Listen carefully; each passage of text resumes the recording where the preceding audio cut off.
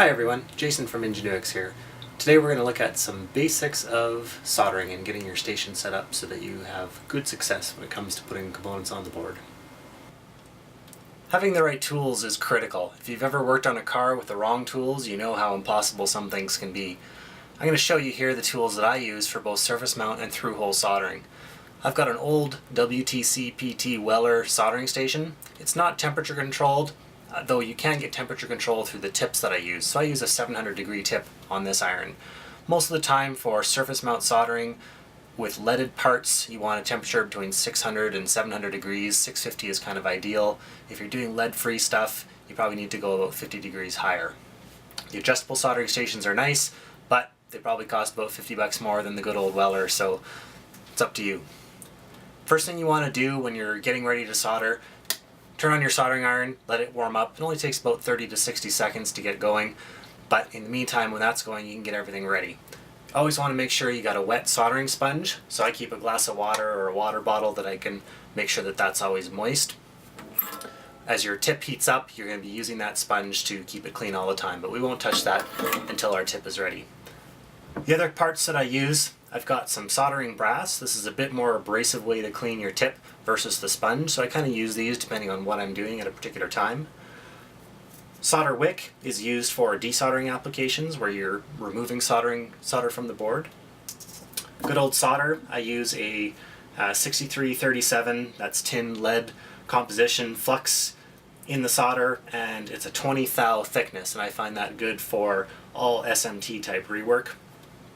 Tweezers, I use two types. I've got a super pointy type for adding small components onto the board, and then I've got a wider set that I use for some of the larger components. A loop is pretty critical. This is a 10x magnifier. You can get 4x ones and they're probably okay. I don't like to use big magnifiers during soldering. My eyes are fortunately still good enough to survive doing it with the naked eye. But for inspection, it's good to have a loop to be able to look up close to your board and make sure that all your soldering joints are correct. X-Acto knife sometimes comes in handy for various reasons. And then I've also got Flux Remover. I always use the heavy duty stuff. You can get the same brand with non-heavy duty, but it just doesn't clean off as well, I find. And then a few Q-tips. They can be some official ones that you get from the soldering store or just Q-tips that you use to in the bathroom. With all that in place, your soldering station should be heated up and ready to go. Every time you're soldering, you always want to clean off your tip. So I always use a motion like this to make sure that that tip is nice and shiny and nice and clean. If you start to get more buildup of oxidation on the tip, then you can go into your solder brass. And I use a rotating motion there. You don't want to stab through and hit the soldering iron against the sides of this. Some soldering stations now have this built into the holder, so that's kind of handy. But in any case, you want to just use a rotating motion and still go back to your soldering sponge after that, and you'll get it even shinier. In general, when I'm working, every time you take your soldering iron away from the soldering holder, you give it a quick wipe, and you probably want to tin it. So just by adding a bit of solder like this to the tip, you'll see some smoke burn off. That's the flux burning off.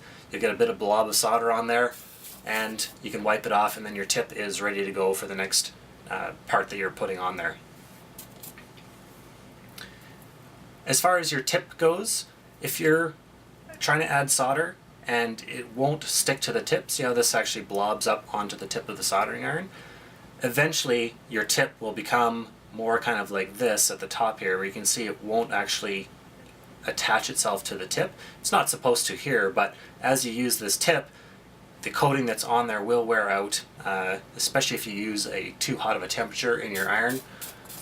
So you'll have to replace that tip, and like I said, a good way to test that, and I do this pretty much every time I start soldering, is just make sure that some solder will stay on the tip there, and it'll clean off and it'll be nice and shiny. It won't be this permanent oxidation like that on there. The other important thing for tip care is when you're done soldering, or if you're going to be away for probably more than 5 or 10 minutes, what you want to do is turn off your station, give your tip a good wipe, maybe go into your soldering brass and spin it around a bit just to clean it off a bit more. Another quick wipe to remove anything that has been created from using the solder brass. And then give a nice generous coating of solder onto the tip. and don't wipe this off. Okay? The tip will stay hot enough through all this. So I kind of do a downward motion to make sure that the solder stays at the end, and then I simply put that in the holder, and that's it. Now my soldering iron, my tip is kind of covered, so it won't sit there and get oxidized from the air, and next time I'm going to start up the soldering station, I'll just wipe that off and I'll have a good clean tip to start. And that's about it for the tools here. You're looking at about probably under $200 to get set up like this. You can get some pretty expensive soldering stations, but you really don't need it. These guys are under $100. Ingenuix sells an FX888 from Hakko, which is their version of this part with a temperature control. Around the $100 mark, it's a good iron. These parts here, depending on where you buy them, you can buy tweezers for up to $50, you can buy loops for up to $50. If you look really hard, you can get them for around $10, and actually Ingenuix has a supply of those that you're welcome to take advantage of on our website there.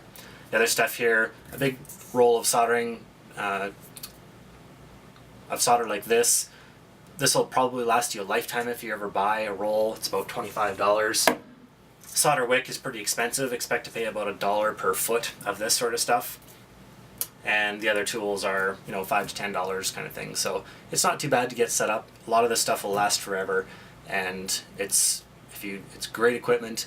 You'll have way more success soldering if you have the right tools rather than going to Canadian Tire and trying to get away with a $25 soldering iron.